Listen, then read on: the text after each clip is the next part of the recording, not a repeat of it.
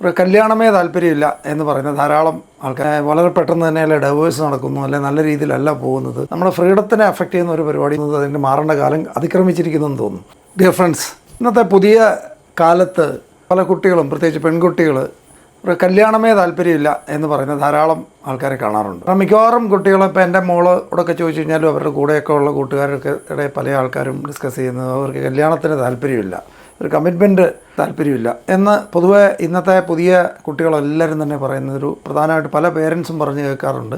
എന്തായിരിക്കും ഇതിൻ്റെ റീസൺ? അത് ശരിക്ക് നമ്മൾ മനസ്സിലാക്കിയിട്ടുണ്ടെങ്കിൽ ഇന്ന് കുട്ടികൾ അവർ കാണുന്നത്, അവർക്ക് പരിചയമുള്ള പല ആൾക്കാരുടെയും കുട്ടികളുടെയും കല്യാണം കഴിയുന്നു, വളരെ പെട്ടെന്ന് തന്നെ അല്ലെ ഡൈവേഴ്സ് നടക്കുന്നു, അല്ലെ നല്ല രീതിയിലല്ല പോകുന്നത്, അല്ലെ കല്യാണം കഴിച്ച പയ്യൻ ഒരു ബോസിനെ പോലെ പെരുമാറുന്നു, അല്ലെ മാനേജറെ പോലെ പെരുമാറുന്നു. അപ്പോൾ അത് അവർക്ക് അക്സെപ്റ്റ് ചെയ്യാൻ പറ്റുന്നില്ല. ഇങ്ങനത്തെ സംഭവങ്ങളുള്ളത് കൊണ്ടാണ് ഇന്ന് കുട്ടികൾ പല ആൾക്കാരും കല്യാണത്തിനൊന്നും നമുക്ക് താല്പര്യമില്ല, നമുക്ക് ഫ്രീഡം വേണം, നമ്മുടെ ഫ്രീഡത്തിനെ അഫക്റ്റ് ചെയ്യുന്ന ഒരു പരിപാടിയും നമുക്ക് താല്പര്യമില്ല എന്നാണ് പുതിയ കുട്ടികൾ മിക്കവാറും ആൾക്കാർ തന്നെ പറയുന്നത്. അങ്ങനെയാണ്. അപ്പോൾ ഇത് ശരിക്കും പറഞ്ഞു കഴിഞ്ഞാൽ എങ്ങനെയാണ് ഇത് ഉണ്ടായത്? ആ കുട്ടികളുടെ മനസ്സിൽ ഇങ്ങനെ ഉണ്ടാകാനുള്ള റീസൺ എന്താണ്? ഏറ്റവും പ്രധാനമായിട്ടുള്ളത്, പണ്ട് ആൾക്കാർ ഫിസിക്കൽ ആക്ടിവിറ്റി വളരെ കൂടുതൽ വേണ്ടിയിരുന്ന കാലത്ത്, അന്ന് മെഷീൻസും ഒന്നും വരുന്നതിന് മുമ്പ് പൊതുവെ ആണുങ്ങളാണ് പുറത്തു പോയി ജോലി ചെയ്യുന്നത്. കാരണം അവരാണ് വീട് നോക്കിയിരുന്നത്, അതായത് വീട്ടിലേക്കുള്ള വരുമാനം ഉണ്ടാക്കിക്കൊണ്ടിരുന്നത് പൊതുവെ പുരുഷന്മാരാണ്. അങ്ങനെ മെയിൽ ഡോമിനേറ്റിംഗ് ആയിട്ടുള്ളൊരു സൊസൈറ്റിയിലാണ് നമ്മൾ വളർന്നു വന്നുകൊണ്ടിരിക്കുന്നത്. പക്ഷേ അതിനുശേഷം മെഷീൻസ് ഒക്കെ വന്നതിന് ശേഷം പുരുഷന്മാർക്ക് അത്ര ജോലി കുറഞ്ഞു വരുന്ന ഒരു കാലഘട്ടമാണ് നമ്മൾ അതിന് ശേഷം കാണുന്നത്.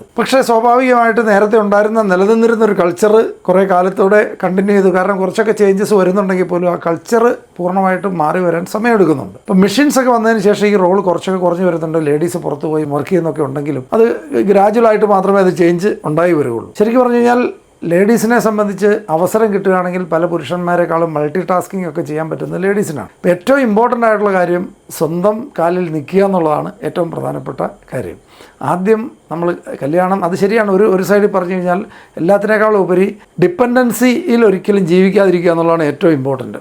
ഏറ്റവും നല്ല ഒരവസ്ഥ എന്ന് പറഞ്ഞാൽ ഇൻ്റർ ഡിപ്പെൻഡൻസിയാണ്. ഡിപ്പെൻഡൻസി ഒരിക്കലും ആരെയും ആശ്രയിച്ച് ജീവിക്കേണ്ട ആവശ്യമില്ല. എല്ലാ ആൾക്കാരും പക്ഷികളെ പോലെ, ഓരോ കുട്ടികളും ജനിക്കുന്നത് ചിറകുള്ള പക്ഷികളെ പോലെ തന്നെയാണ്.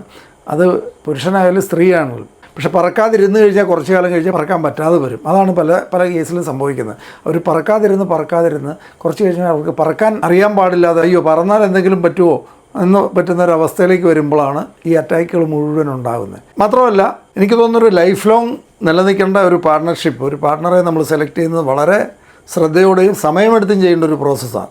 5 മിനിറ്റ് ഒരു പെണ്ണ് കാണൽ ചടങ്ങുകൊണ്ട് ഒരു കാപ്പി കുടിച്ചിട്ട് പേരെന്താണെന്ന് ചോദിച്ചിട്ട്, അല്ല ഇതുപോലെയുള്ള ഒരു ജീവിതകാലം മുഴുവൻ നീണ്ടു നിൽക്കേണ്ട ഒരു പാർട്ട്ണർഷിപ്പിൽ എൻഗേജ്ഡ് ആകുക എന്ന് പറയുന്നത് തന്നെ എനിക്ക് തോന്നുന്നത് അതിൻ്റെ മാറേണ്ട കാലം അതിക്രമിച്ചിരിക്കുന്നെന്ന് തോന്നുന്നു. കാരണം നമ്മളൊന്ന് ആലോചിച്ച് നോക്കുക, ഒരു പാർട്ട്ണർഷിപ്പ് ബിസിനസ്സിലാണെങ്കിൽ പോലും നമ്മുടെ ആ പാർട്ട്നേഴ്സിൻ്റെ ഐഡിയോളജിയും വാല്യൂ സിസ്റ്റം ഒക്കെ മാച്ച് ചെയ്യുന്നുണ്ടെങ്കിൽ മാത്രമേ നിലനിൽക്കൂ. അപ്പോൾ തീർച്ചയായിട്ടും അങ്ങോട്ടും ഇങ്ങോട്ടും അറിയാവുന്ന, തമ്മിൽ ശരിക്കുള്ള ധാരണയോടുകൂടി നമ്മുടെ വാല്യൂ സിസ്റ്റം മാച്ച് ചെയ്യുന്നതാണോ, ലൈഫിനോടുള്ള കാഴ്ചപ്പാടൊക്കെ മാച്ച് ചെയ്യുന്നുണ്ടെങ്കിൽ മാത്രം അതിനകത്ത് പാർട്ട്ണർഷിപ്പിൽ എൻഗേജ് ആവുക എന്നുള്ളതാണ് ഏറ്റവും പ്രധാനപ്പെട്ടതെന്ന് തോന്നാറുണ്ട്. ഇനിയുള്ള കാലത്ത് നമ്മൾ കാസ്റ്റിനേക്കാളും സൗന്ദര്യത്തിനേക്കാളും ഇതൊന്നും ആയിരിക്കരുത് പ്രധാന മാനദണ്ഡം എന്ന് പറയുന്നത് ഒന്നിച്ച് ജീവിക്കാൻ പറ്റുന്നവരാണോ, പരസ്പരം കോംപ്ലിമെൻ്റ് ചെയ്തും എംപവർ ചെയ്തും ഒക്കെ പോകാൻ പറ്റുന്ന, പരസ്പരം രണ്ടുപേർക്കും ഗ്രോ ചെയ്യാനുള്ള അവസരം ഉണ്ടാകുന്ന സാഹചര്യം ക്രിയേറ്റ് ചെയ്യാൻ പറ്റുന്നവരാണോ, ഇതൊക്കെ ശ്രദ്ധിച്ച് മനസ്സിലാക്കിയതിന് ശേഷം മാത്രമായിരിക്കണം ഒരു വിവാഹത്തിൽ ഏർപ്പെടുക. മാത്രമല്ല, നമ്മളൊരു ഡൗറി ഒക്കെ കൊടുത്ത് ഒക്കെ നമ്മൾ ഇഷ്ടം പോലെ സ്റ്റോറികൾ ഇപ്പോൾ പോലും ഈ കാലത്ത് പോലും കേൾക്കുന്നുണ്ട്. നമ്മൾ ആലോചിച്ച് നോക്കുക, വീടുകളിൽ മൃഗങ്ങളെ കൊടുത്താൽ പോലും,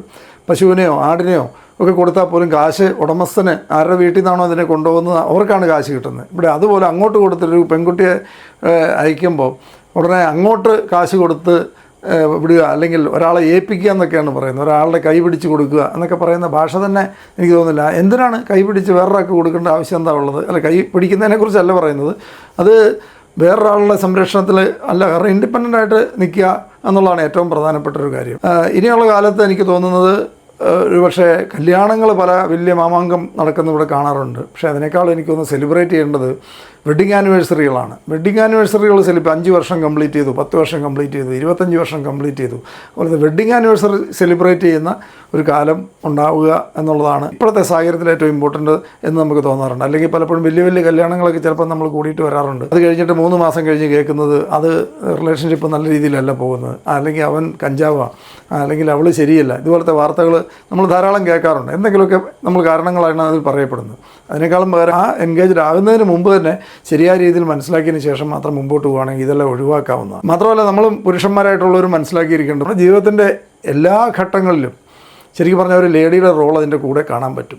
സ്റ്റാർട്ടിങ്ങിൽ അമ്മയായിരിക്കും. അമ്മയുടെ കെയറും പരിചരണവും ഒക്കെ ആയിരിക്കും അവരുടെ ശാസനകളും കറക്ഷൻസും സപ്പോർട്ടും മോട്ടിവേഷനും എന്ത് തളർച്ചയിലും നമ്മളെ തിരിച്ചു കൊണ്ടുവരാനും ഒക്കെ ധാരാളം റോൾ എടുത്തിട്ടുള്ള ആൾക്കാരായിരിക്കും അമ്മ.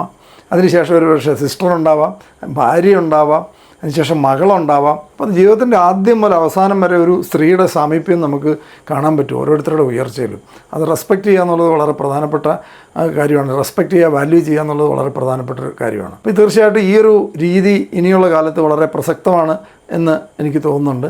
അപ്പോൾ തീർച്ചയായിട്ടും ഗേൾസ് കല്യാണത്തിൽ നിന്ന് മാറി നിൽക്കുക എന്നുള്ളതല്ല വേണ്ടത്.